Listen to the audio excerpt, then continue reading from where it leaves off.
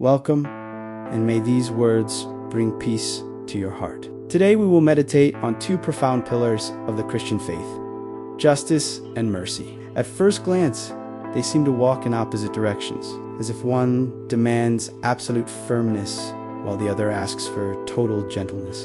But when we look at God, we realize that these two attributes flow together without conflict, like two streams meeting in the same river. To speak of justice and mercy is to speak of God's heart. It is stepping onto sacred ground where we discover not only who He is, but also who we are called to be.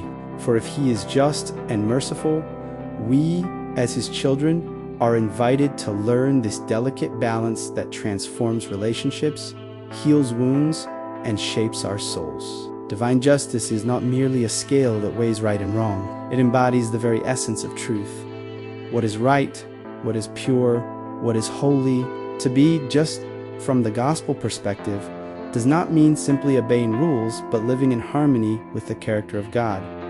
A just life is a life aligned with who? He is a life that seeks to do good, defend the vulnerable, and act with integrity, even when no one is watching. Mercy, on the other hand, is the gentle breath of divine love that meets our imperfections. It is the outstretched hand when we fall, the welcoming embrace after a mistake, the patience that awaits us on the path of restoration. Mercy does not ignore sin, but it creates space for transformation. It does not close its eyes to truth, but it reminds us that God knows our fragility and loves us despite it. And then comes the great question: how do we balance truth and compassion? How do we live with firmness and tenderness at the same time? How do we act with justice without becoming harsh? How do we show mercy without becoming permissive? The deepest answer is found at the cross.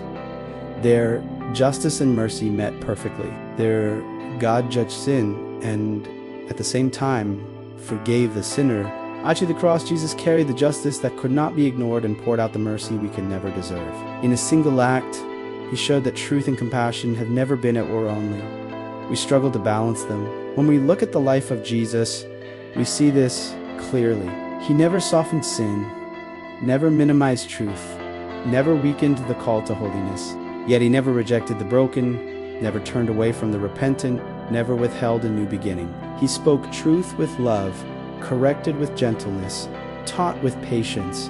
He saw the value of the person before their failure, and because of that, His correction healed rather than wounded. Here, our meditation deepens, learning to see as Christ sees. For when we look at someone and see only their mistake, we respond with severity. But when we see a soul created by God, a story, a wounded heart, an invisible battle, our posture changes.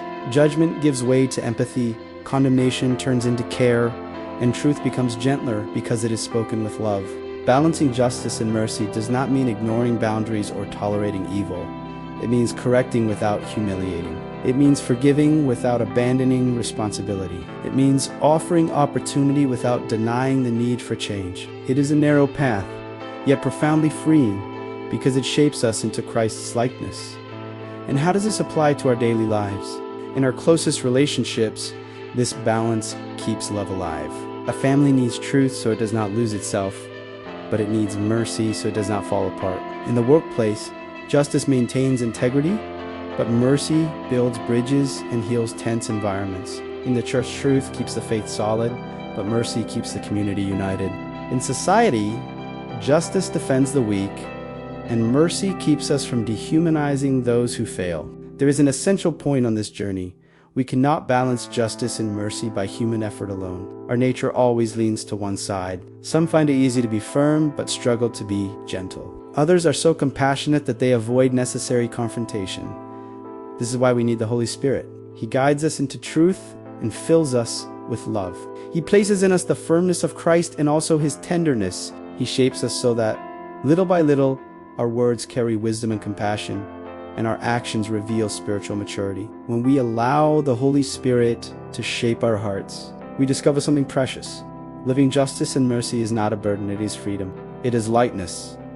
It is peace. We do not have to choose between being truthful or being loving. We can be both because God is both. And the more we know Him, the more naturally this balance flows from within us. In practice, this means looking at others with sincerity, but also with kindness, It means correcting without arrogance, extending a hand without naivety, protecting without controlling, forgiving without ignoring consequences. It means saying, "This is wrong, but also, I am with you as we change this together." It means remembering that we are all subject to God as justice and all recipients of His daily mercy. And so, little by little, our relationships grow deeper.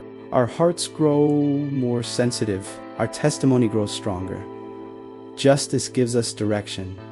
Mercy gives us warmth. Justice keeps us aware of what is right. Mercy keeps us human. Justice points the way.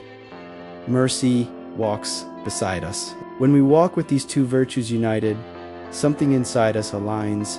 The soul finds balance, and relationships find hope. This is the Christian path, not the path of rigidity nor the path of permissiveness, but the path of mature love that embraces truth while healing wounds. May this reflection lead you to a new understanding of the beauty of this holy balance. May you learn to be just without losing tenderness, and merciful without losing truth. May your words carry wisdom, your actions carry compassion, and your life reflect Christ more clearly each day. May God guide you in the grace of living justice and mercy in a full, deep, and transformative way. May He fill you with discernment, sensitivity, and love, so that you may be an instrument of peace, healing, and truth wherever you go.